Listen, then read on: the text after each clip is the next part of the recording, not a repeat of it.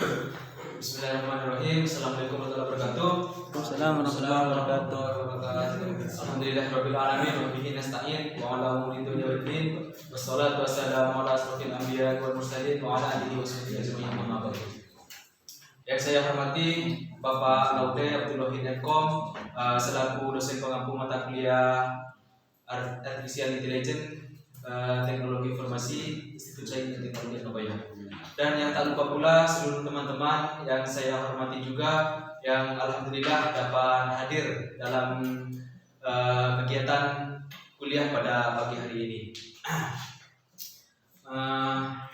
Pertama-tama marilah kita panjatkan puja dan puji syukur kita kepada Hadirat Ilahi Robbi, yang mana kita telah diberikan nikmat yang begitu besar sehingga kita dapat bertatap muka kembali pada kesempatan pagi kali ini.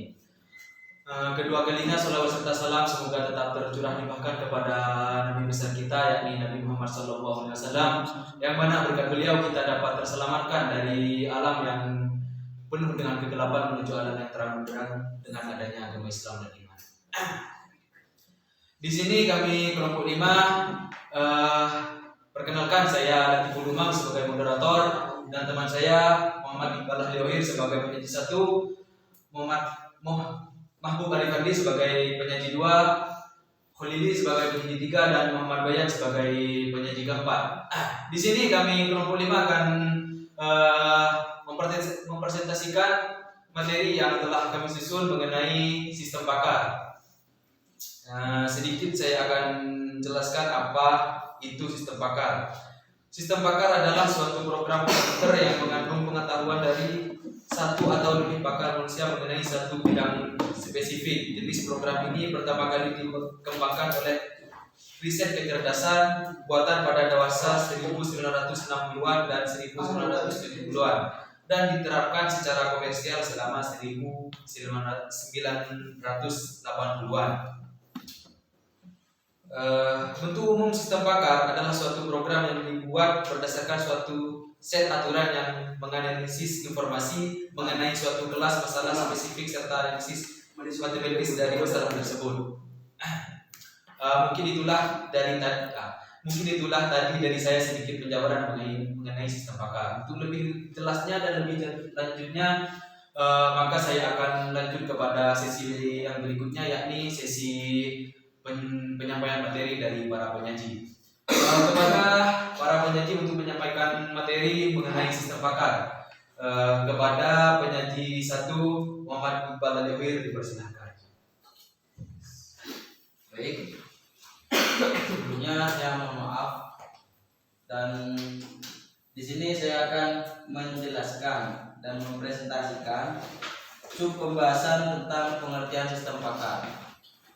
Yang pertama, jika definisi sistem pakar tersebut adalah suatu program komputer atau sistem informasi yang mengandung beberapa pengetahuan, dan sistem pakar adalah program komputer atau sistem komputer yang mengandung beberapa pengetahuan spesifik, dan pakar yang dimaksudkan merupakan seseorang yang memiliki keahlian khusus.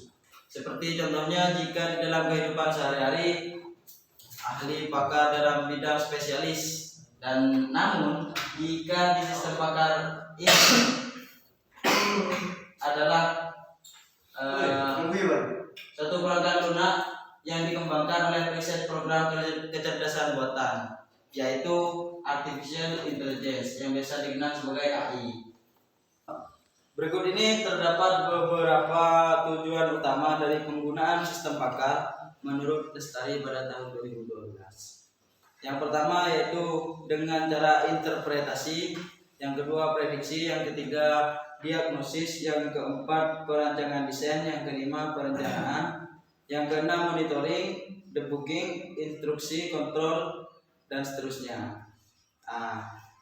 Di sini saya akan menyajikan beberapa saja yang terpenting. Yang pertama, expert system bertujuan untuk membuat sebuah kesimpulan atau deskripsi dari sekumpulan data yang masih mentah, yang biasa disebut dengan raw data. Yang kedua, prediksi, yaitu mampu memproyeksikan akibat dari situasi dan kondisi tertentu. Contohnya demografi, ekonomi, finance, dan lain-lain. Yang ketiga, diagnosis dapat menentukan penyebab terjadinya malfungsi di dalam situasi yang kompleks berdasarkan gejala yang dapat teramati dengan diagnosis yang tepat. Yang keempat, expert system juga bertujuan untuk merencanakan serangkaian tindakan yang mendapat tujuan pada tahap kondisi awal tertentu. Yang terakhir yaitu kontrol. Kontrol tersebut memiliki keahlian untuk mengatur pola tingkah laku suatu lingkungan environment yang kompleks. Contohnya adalah kontrol terhadap interpretasi, perbaikan, dan prediksi. Mungkin hanya itu yang dapat saya sampaikan, kurang lebihnya saya serahkan kepada penyaji kedua. Terima kasih. Kepada penyaji yang kedua, dipersilahkan.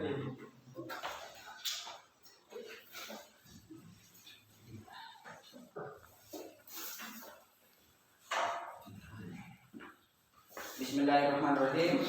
Saya akan menjabarkan bagaimana cara kerja sistem pakar.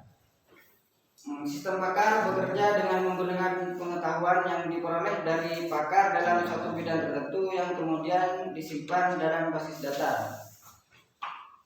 Sistem pakar juga dilengkapi dengan informasi tentang masalah yang dihadapi atau pertanyaan yang ingin diajukan.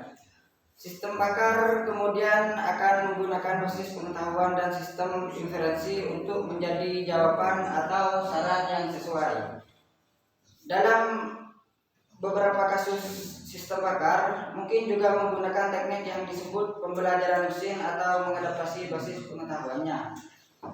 Jadi sistem pakar ini adalah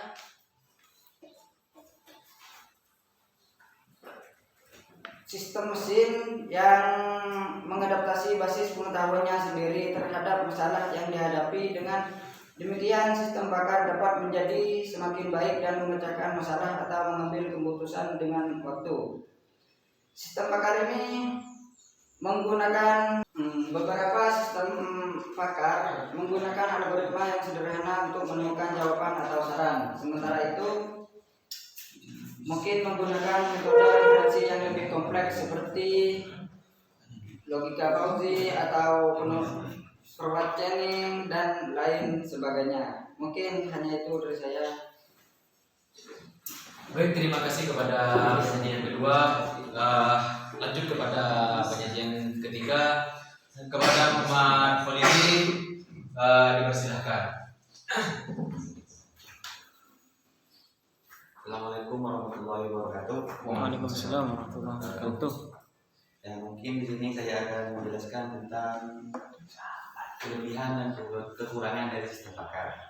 Yang pertama adalah kelebihan. Kelebihan dari sistem pakar adalah meningkatkan produktivitas kerja yang mana dapat membantu dalam menyelesaikan setiap pekerjaan dalam waktu yang lebih cepat. Dan yang kedua adalah mampu meningkatkan kualitas dari sisi pemberian nasihat yang lebih konsisten. Dan yang ketiga adalah memiliki tingkat keandalan yang relatif tinggi serta dapat bekerja secara real time. Di sini adalah kelebihan dari sistem pakar, yaitu untuk memberikan produktivitas kerja yang mana dapat membantu dan menyelesaikan pekerjaan dalam waktu yang lebih cepat. Dan seterusnya. Mungkin hanya itu dari kelebihan dari sistem pakar. Dan kekurangan dari sistem pakar adalah terdapat kendala dalam mendapatkan pengalaman atau insight. Insight itu adalah pengalaman ya, baru dengan menggunakan berbagai pendekatan yang dimiliki oleh beberapa pakar. Dan yang kedua adalah di dalam proses pembuatan pakar sendiri memerlukan biaya yang besar dengan tetap memperhatikan bakal kualitas dari pengetahuan yang dihasilkan. Jadi di sini kekurangannya adalah memerlukan biaya yang besar untuk memenuhi syarat untuk apa yang dihasilkan begitu. Dan yang ketiga adalah hasil tingkat evaluasi dari expert. Expert ini adalah dalam bahasa lainnya ahli begitu ya, ahli dalam bidang tersebut begitu. Hasil tingkat evaluasi dari expert sistem tidaklah bernilai kebenaran mutlak 100% begitu. Dan namun masih memerlukan tahap pengujian secara berkala untuk dapat menghasilkan kesimpulan terbaik. Jadi di sini kita harus memerlukan expert gitu dalam kita ini harus, maksudnya di sini adalah yang bersifat eksotik itu tidak akan berhasil mutlak 100% begitu dalam apa ya, sistem bakar begitu. Jadi di sini adalah kekurangan dari sistem bakar. Mungkin hanya itu dari saya, kurang lebihnya saya mohon maaf. Saya pasarkan kembali kepada moderator. Baik, terima kasih kepada penyaji yang ketiga. Lanjut saja kepada penyaji yang terakhir, yaitu Muhammad Bayan.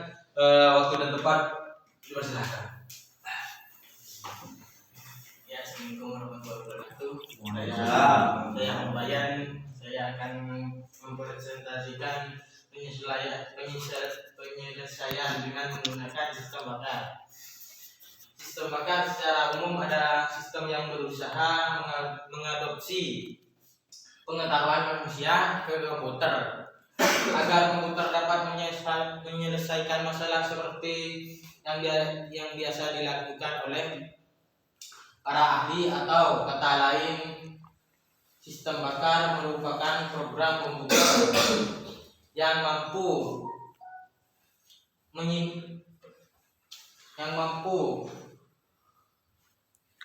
menyimpan pengetahuan dan kaidah dari dominan bakar yang khusus dengan bantuan sistem bakar. Seorang yang awam atau tidak ahli dalam suatu bidang tertentu akan dapat menjawab pertanyaan penyelesaian masalah dengan mengambil keputusan yang biasa dilakukan oleh seorang bakar.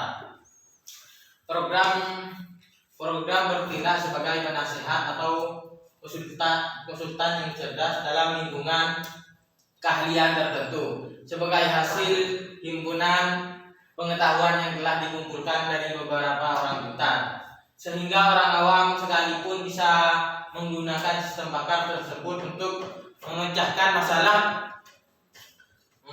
permasalahan yang sedang dihadapi.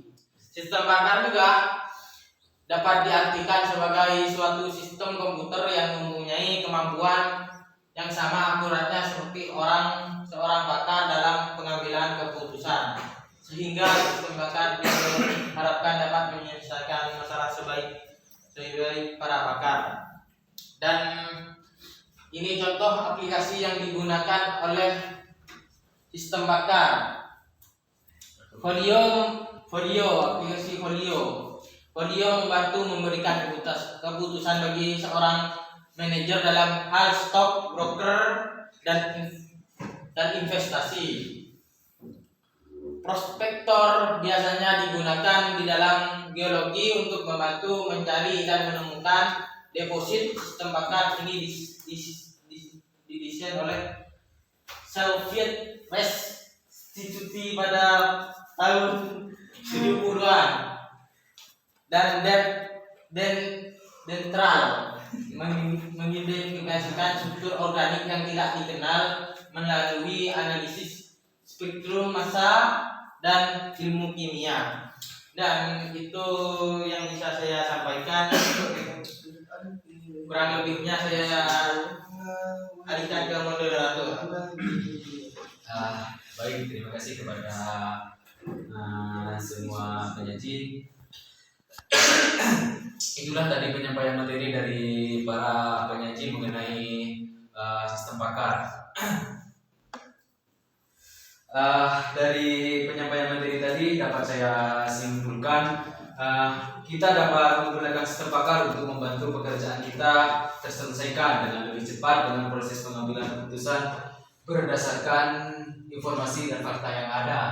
Kita dapat memilih jenis metode yang akan digunakan dengan mempertimbangkan faktor keuangan dan sumber daya manusia yang ada pada bisnis kita. Pastikan juga untuk memperhatikan algoritma dari sistem tersebut dengan menyesuaikan terhadap kebutuhan bisnis yang ingin dijalankan. Seperti itu. Mungkin dari teman-teman audien ada sesuatu yang ingin disampaikan atau dipertanyakan kepada para penyaji mengenai sistem bakar, maka saya akan lanjut kepada sesi yang berikutnya, yakni sesi tanya jawab, di mana sesi pada sesi tanya jawab di sini saya akan membuka 5 orang penanya dengan mengajukan tangan, berdiri dan memperkenalkan diri. Kepada para teman-teman audien yang ingin bertanya, dipersilakan untuk mengajukan tangan. Ya, dipersilakan. Assalamualaikum warahmatullahi wabarakatuh. Waalaikumsalam warahmatullahi Nama saya wabarakatuh. Hidayatullah. Saya ingin bertanya mengenai apakah sistem pakar akan menggantikan manusia? Mungkin itu saja. Assalamualaikum warahmatullahi wabarakatuh. Assalamualaikum warahmatullahi wabarakatuh. Saya ingin menanyakan sedikit tentang perbedaan AI seperti itu, perbedaan dari kecerdasan buatan dan sistem pakar seperti itu. Perbedaannya AI sama sistem pakar. Ya mungkin itu saja. Nama saya Emi Zurdin. Perkenalkan, nama saya Emi Zurdin. Sini dari beberapa hal yang sudah saya tangkap dari penyaji tadi, seperti sistem pakar ini adalah suatu sistem yang mengonversi pengetahuan manusia ke dalam komputer begitu kan. Jadi untuk pertanyaannya, apakah Google di sini juga termasuk ke dalam sistem pakar begitu? Karena di Google itu sudah ada banyak pengetahuan manusia. Ini itu saja. Terima kasih. Baik, Assalamualaikum warahmatullahi wabarakatuh. Nama saya Iman Primadi. Di sini saya ingin menanyakan keunggulan dan kekurangan dari sistem pakar. Terima kasih. Assalamualaikum warahmatullahi wabarakatuh. Berdiri. Assalamualaikum warahmatullahi wabarakatuh. Waalaikumsalam warahmatullahi wabarakatuh. Di sini saya akan bertanya bagaimana peranan sistem pakar dalam sebuah organisasi. Mungkin hanya itu dari saya. Wassalamualaikum warahmatullahi wabarakatuh. Baik, terima kasih kepada seluruh teman-teman audien yang telah bertanya. Mungkin langsung saja kepada jawabannya daripada penyaji mengenai pertanyaan tadi. Langsung kepada pertanyaan yang pertama dari saudara Hidayatullah. Apakah sistem pakar akan menggantikan manusia? Seperti itu. Kepada penyaji satu Muhammad Iqbal Ali Khair untuk menjawab. Apakah sistem pakar akan menggantikan manusia? Baik. Assalamualaikum warahmatullahi wabarakatuh. Waalaikumsalam warahmatullahi. Sebelumnya perlu saya berikan arahan seperti itu. Jika sistem pakar tersebut adalah sebuah sistem yang dibuat oleh manusia dan manusia itu dapat berpikir, selagi manusia dapat berpikir, sistem pakar tidak dapat menggantikan posisi manusia seperti itu. Karena apa? Ya, yang pertama, sistem pakar memang memiliki tingkat kesalahan yang lebih rendah, tetapi mereka tidak pernah menemukan apa yang belum dilatih untuk dicari. Seperti contohnya sinar X untuk men-scan suatu tulang rusuk atau kanker di dalam tubuh manusia. Dengan kecerdasan AI mungkin tulang rusuk atau kanker tersebut bisa nampak. Namun, jika dengan kecerdasan manusia tersebut akan menemukan beberapa celah tulang retak atau penyakit lainnya, itu akan lebih detail jika dengan menggunakan pikiran manusia. Jadi sistem pakar itu memang tidak mempunyai kesalahan, bukan tidak mempunyai kesalahan, tapi tidak sebanyak kesalahan manusia. Dan kelebihan manusia, mereka meskipun banyak kesalahan dapat dilatih dan bisa menjadi lebih baik seperti itu. Mungkin ada yang kurang dimengerti, saya pasrahkan kepada moderator. Terima kasih. Terima kasih kepada penyaji yang pertama mengenai pertanyaan dari saudara Hidayatullah. Lanjut kepada pertanyaan yang oke.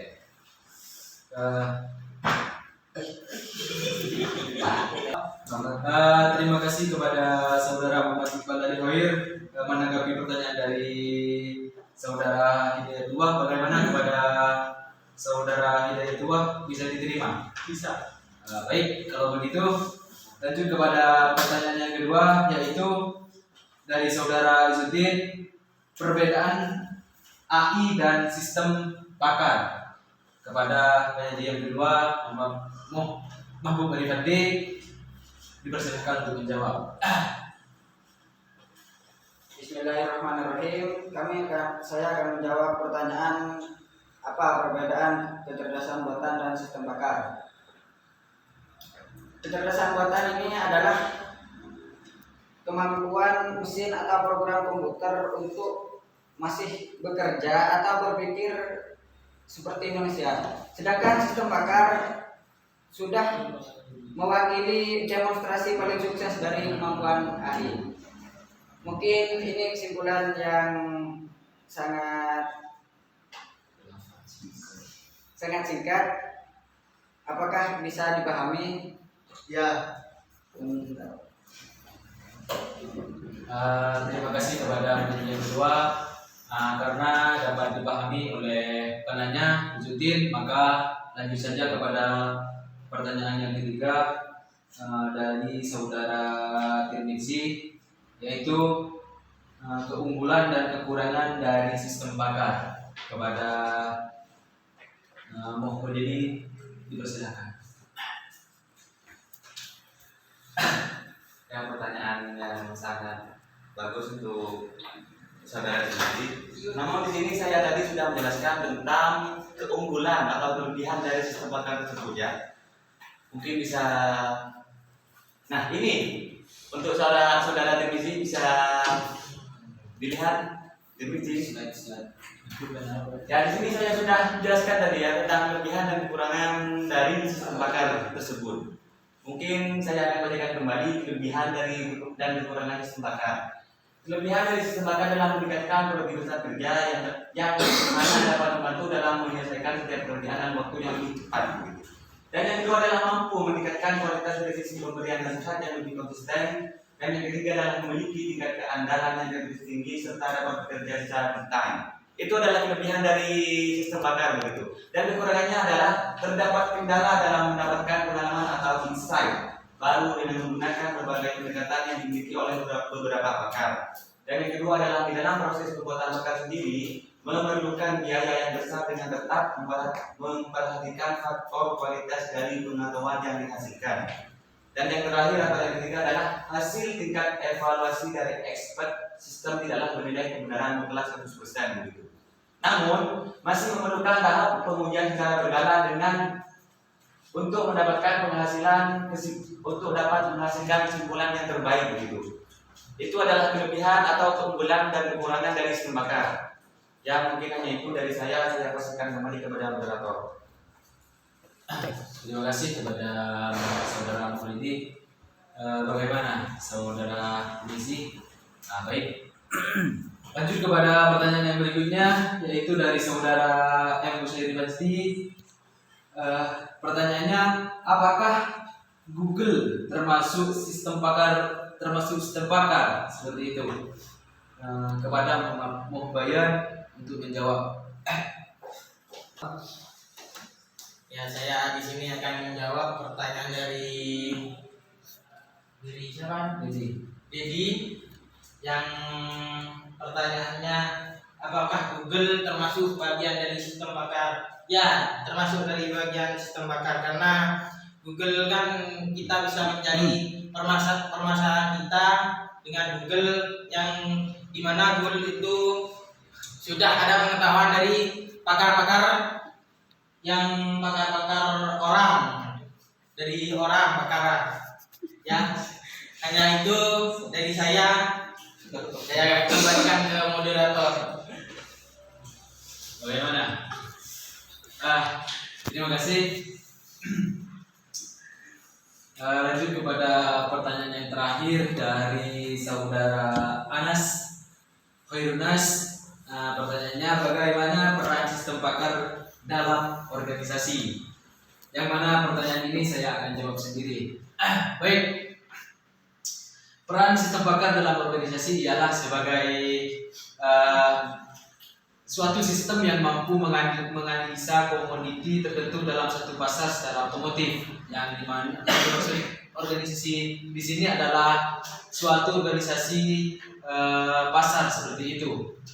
Yang dimana sistem bakar itu mampu menganalisa komoditi tertentu dalam suatu pasar. Seperti itu. Selain itu, sistem bakar mempunyai fungsi diagnostik yang mampu membuat sistem bakar mendeteksi adanya penurunan kinerja perusahaan sekaligus menyediakan solusi bagi perusahaan tersebut. Seperti itu.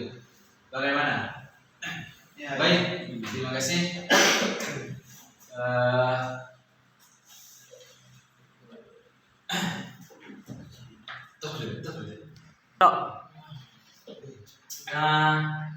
Mungkin hanya itu sesi tanya jawab pada kesempatan presentasi pagi hari ini.